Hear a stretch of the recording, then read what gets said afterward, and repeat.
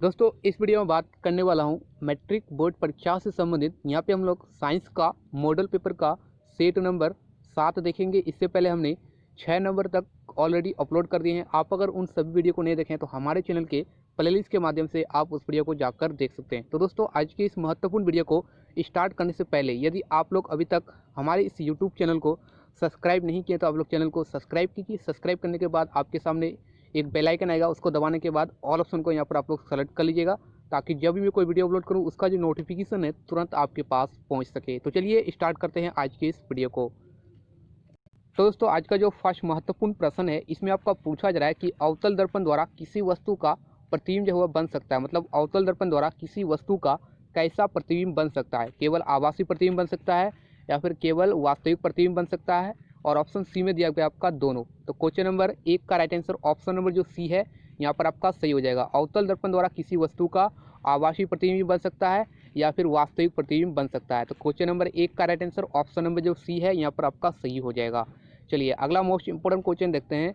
इसमें पूछा जा रहा है कि यदि जल एवं कांच की निर्वात के सापेक्ष अपवर्तनांक क्रमशः 4/3 तथा 3/2 हो तो कांच का जल के सापेक्ष अपवर्तनांक जो है आपका कितना होगा। तो सिंपली इस क्वेश्चन को आप लोग किस तरह से हल कर लीजिएगा। जैसे कि यहाँ पर आपको कोना कोनी गुना कर देना है। तो 3 को 3 से गुना करिएगा और 4 को 2 से गुना करिएगा। 3 को 3 से गुना कितना आ जाएगा आपका 9 आ जाएगा और 4 को 2 से गुना करने में कितना आ जाएगा आपका 8 आ जाएगा। यानी 9/8 जो है इसका सही आंसर हो जाएगा। यानी ऑप्शन नंबर ए जो है यहाँ पर करेक्ट हो जाएगा। चलिए अगला महत्वपूर्ण प्रश्न देखते हैं। इसमें आपका पूछा जा रहा है कि पानी से भरी बाल्टी की गहराई कम दिखाई देती है, इसका क्या कारण है। मतलब पानी से जो भरा हुआ बाल्टी होता है वो आपका कम दिखाई देता है, इसका मुख्य कारण जो है आपका क्या है। तो इसका सही आंसर ऑप्शन नंबर ए जो है यहाँ पर से हो जाएगा। प्रकाश के अपवर्तन के कारण आपका ऐसा होता है। ठीक है, इसको आप लोग याद रखिएगा। चलिए अगला महत्वपूर्ण प्रश्न देखते हैं।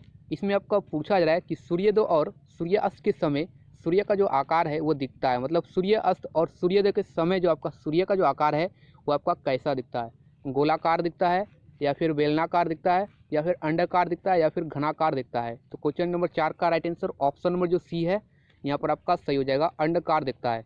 सूर्योदय और सूर्यास्त के जो सूर्य का जो आकार है वो कैसा दिखता है, अंडाकार दिखता है। चलिए अगला महत्वपूर्ण प्रश्न देखते हैं।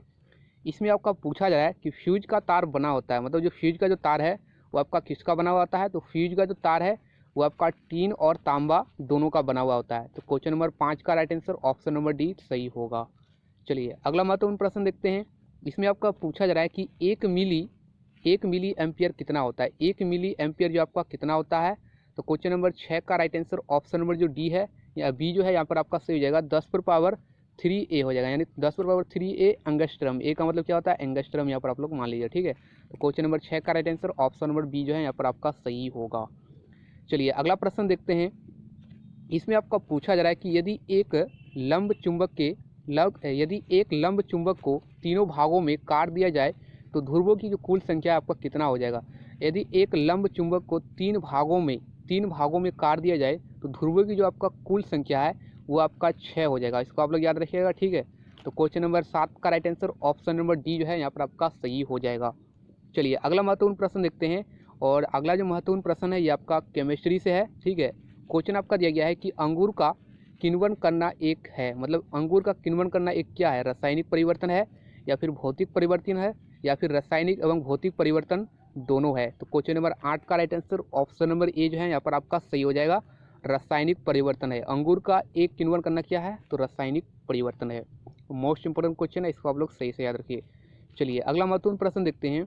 इसमें आपका पूछा जा रहा है कि सोडियम हाइड्रोक्साइड यानी NOH का पीएच मान लगभग होता है। मतलब सोडियम हाइड्रोक्साइड का जो पीएच मान है वो आपका कितना होता है। तो सोडियम हाइड्रोक्साइड का पीएच मान आपका 14 होता है। यानी क्वेश्चन नंबर जो आपका 9 है इसका जो राइट आंसर है ऑप्शन नंबर डी यहाँ पर आपका सही हो जाएगा। चलिए अगला महत्वपूर्ण प्रश्न देखते हैं। इसमें आपका पूछा जा रहा है कि निम्नलिखित में किस धातु को केरोसिन में डुबा कर रखते हैं। कौन सा धातु है जिसे हम लोग केरोसिन में डुबा कर रखते हैं। तो क्वेश्चन नंबर 10 का right answer option number A आपका सही हो जाएगा। सोडियम धातु को हम लोग केरोसिन तेल में डुबा कर रखते हैं ताकि वह जल्दी खराब ना हो।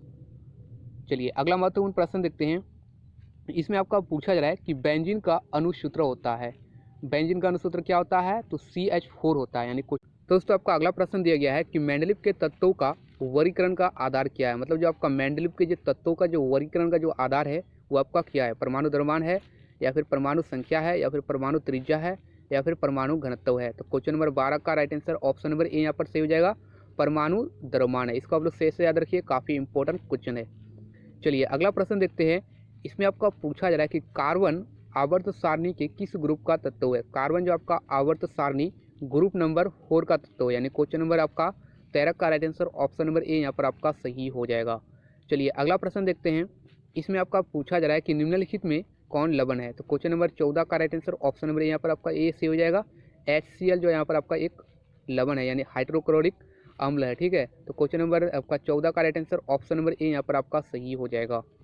चलिए अगला प्रश्न देखते हैं। इसमें पूछा जा रहा है कि अम्लीय माध्यम में प्रोटीन पाचक एंजाइम कौन है। अम्लीय माध्यम में प्रोटीन पाचक एंजाइम जो है यहाँ पर आपका ऑप्शन नंबर ए यहाँ पर आपका सही हो जाएगा। पेप्सिन जो आपका एक अम्लीय माध्यम में प्रोटीन पाचक एंजाइम है, ठीक है।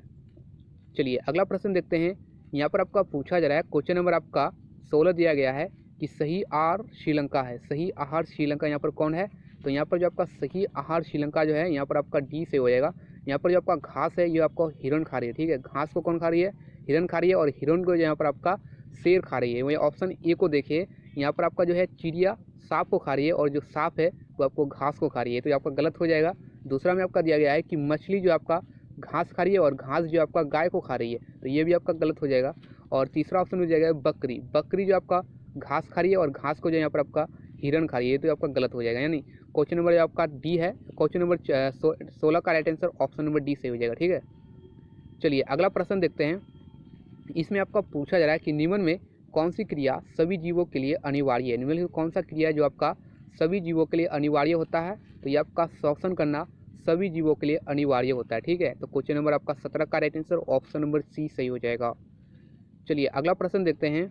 इसमें आपका पूछा जा रहा है कि यूरो 3 का संबंध है। यहाँ पर आपको 3 डॉट डॉट दे दिया, इसका मतलब क्या होता है, 3 होता है, ठीक है ना। यूरो 3 का संबंध किससे है, वायु प्रदूषण से है, या फिर जल प्रदूषण से है, या फिर मृदा प्रदूषण से है, या फिर इनमें से कोई नहीं। तो क्वेश्चन नंबर 18 का जो राइट आंसर है ऑप्शन नंबर ए यहाँ पर आपका सही हो जाएगा।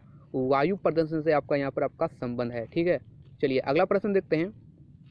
इसमें पूछा जा रहा है कि प्रकाश संश्लेषण प्रक्रम में क्या नहीं होता है। मतलब प्रकाश संश्लेषण आपका प्रक्रिया होता है उसमें आपका क्या नहीं होता है, पानी का टूटना होता है, या फिर CO2 का मुक्त होना, या फिर ऑक्सीजन का मुक्त होना, या फिर CO2 का उपयोग होना। तो क्वेश्चन नंबर 19 का जो राइट आंसर है ऑप्शन नंबर बी से हो जाएगा, CO2 का मुक्त होना, यानी कार्बन डाइऑक्साइड का मुक्त होना।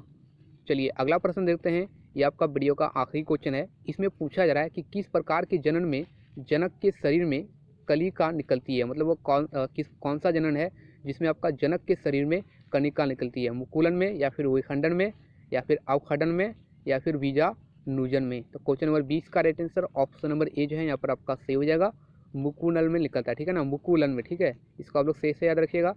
तो दोस्तों आज की इस वीडियो को हम लोग यहीं पर समाप्त करते हैं। यदि आप लोगों को वीडियो अच्छा लगा है तो इस वीडियो को लाइक कीजिए, अपने सभी दोस्तों में शेयर करिए। मैं मिलता हूँ आपके साथ नेक्स्ट वीडियो में, तब तक के लिए जय हिंद जय भारत।